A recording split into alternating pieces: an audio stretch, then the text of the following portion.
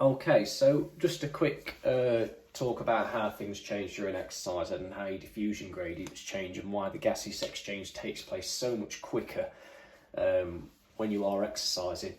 If we use this table to help us, this table's in your textbook as well, but basically if we look at the partial pressure of oxygen in your muscle cell at rest, and then in the oxygenated blood that's arriving during rest, you've got partial pressure of 100 in the capillaries, and you've got a partial pressure of 40 in the muscles. So you've got a difference of 60. So clearly 100 is higher than 40. That difference of 60 means that blood is going to move from the capillaries and it's going to move into the muscle cells.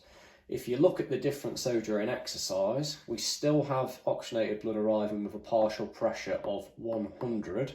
However, if you look at the partial pressure of oxygen within the muscle cell when you're exercising, it's only 5, so it's much, much lower.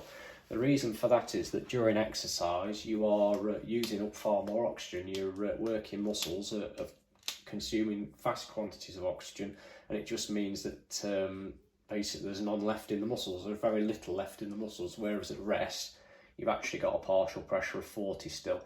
During exercise, it goes all the way down to 5. That gives you a big diffusion gradient of 95, and that just means that oxygen is going to move out of the capillaries and into the working muscles that much faster because the diffusion gradient is that much steeper, so the rate of diffusion is faster. It also works the opposite way around for carbon dioxide. So at rest, we mentioned earlier that at rest actually there's not much of a difference. Within your muscles you've got a partial pressure of 46 of carbon dioxide, and you've got a partial pressure of 40 within your capillaries, so only a difference of 6. So although that's going to move across, it's going to move out of your muscles and into the blood, so it can be pumped up to your lungs and breathed out. It's going to happen fairly slow because it's only a difference of 6.